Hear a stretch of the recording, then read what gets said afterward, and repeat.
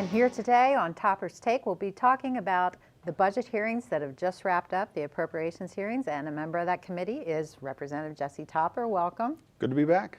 And we've completed the budget hearings, which are kind of a laborious process, but long process. They're done now.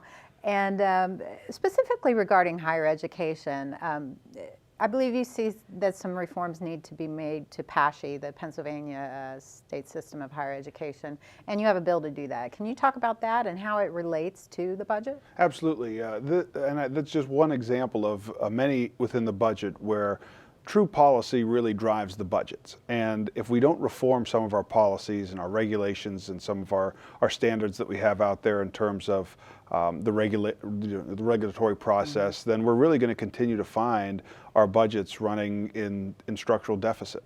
And so the system of higher education at the state level is one of those areas that I, along with other representatives, have been working on a package of bills that have been brought forth. And a lot of the recommendations come from the Chancellor, his staff, and the Board of Governors, and with input from the universities themselves as to how we can better do this. And so that package of bills, we're hoping to push through the process. There's still a lot of work that needs to go into them. Stakeholders are bringing their suggestions as we continue to work through it. But at the end of the day, if we're going to continue to appropriate more money to that system, which we need to do to make it financially sustainable, then we need to put the reforms in place that will keep it financially sustainable, because the demographics of our state are changing. We're getting older. There are fewer and fewer college age kids out there, let alone that want to go to college.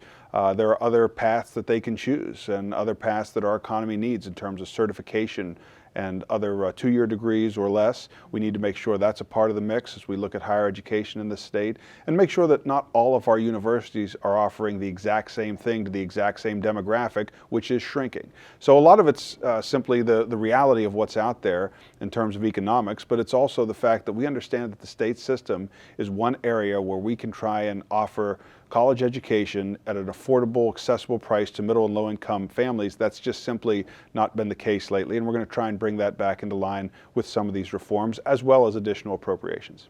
And then education in general, including K through 12, comprises a large portion of our state budget. Do you see, are there areas that can be improved upon regarding the rest of education? Absolutely, and the same thing. We need to have policy reforms that will help our budgets moving forward. I know I'm working with Representative Mike Reese on charter school reform, making sure that those options are certainly viable and accessible, but also making sure they're affordable. And that's something that, at the end of the day, all the cost of this budget is borne by our taxpayers, and we have to keep that in mind while still offering the services that are constitutionally and morally required as a government to do so. And education is one of those areas that we need to look at how we can be more efficient. I thought our conversations with Secretary Rivera went well. I thought the hearing went well in terms of identifying areas that we can be more efficient. But also we need to understand that it's not just about pouring more money into a system that needs reform. And I think our educational system, as with many of our government systems, are in need of some reform, and we're working towards that.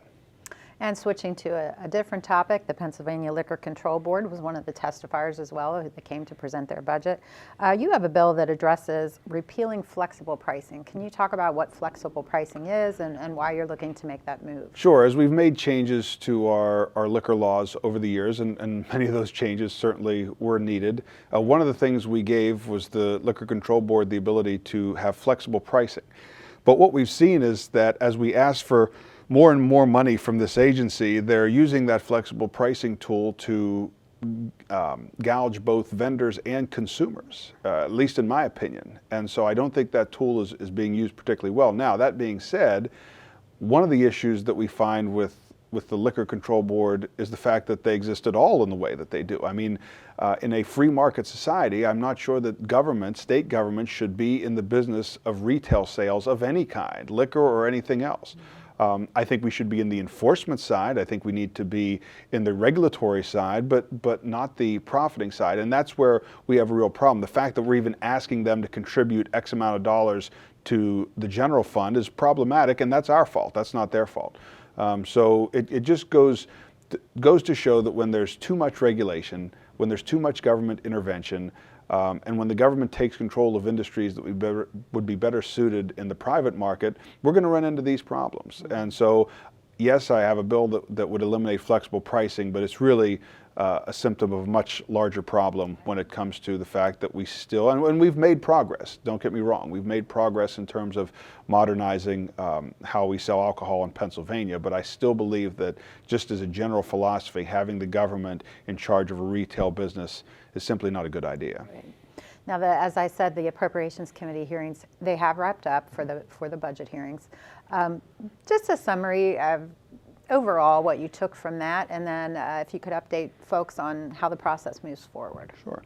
Well, I think at the end of today, what we've seen is what we continued to see really all through the process, which was the most concerning thing to me was that we passed a balanced budget last year, we had a surplus, we put money in the rainy day fund, and yet throughout this past year, agencies spent more than they were allotted. And I think that's just an absolute that has created a real problem for us, but it's also from a taxpayer standpoint, I don't think they would understand that. And it's very hard to go back to our constituents and say, well, we passed a budget, it was law, but then it was overspent by almost $900 million. And a lot of that spending was in the Department of Human Services. Again, as demographics continue to change, and I understand that sometimes the economy changes and these things are just projections, but we need to do a better job in terms of projecting how much money we need so we know where we can cut in some areas. I keep hearing spend more, spend more, spend more. The only way we can do that is to raise taxes. And most of the citizens of Pennsylvania are already maxed out on the taxes that they're paying. So while a lot of programs sound popular, we can't simply start creating new programs when we still haven't paid for the other ones and we still have ones on the books that need to go away. Those decisions are difficult. I understand that. It's specifically going to be difficult in an election year. I understand that.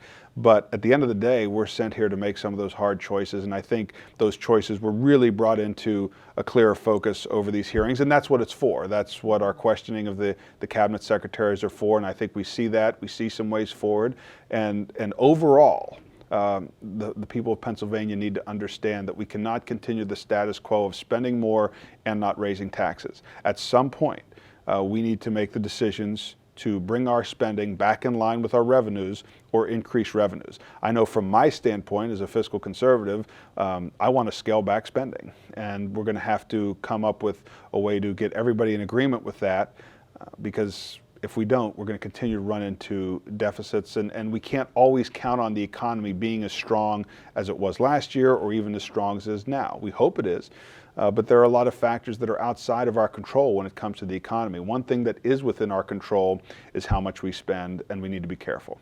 Well, thank you so much for that update, and I'm sure you'll keep your constituents updated as the process moves forward and into June. Absolutely. Thanks so much. Sure. And that's all the time we have for today. If you have any questions for Representative Topper, please feel free to contact him at his local office, through his website or Facebook page. All that contact information will be shown in just a moment. Thanks for watching, and join us again next time.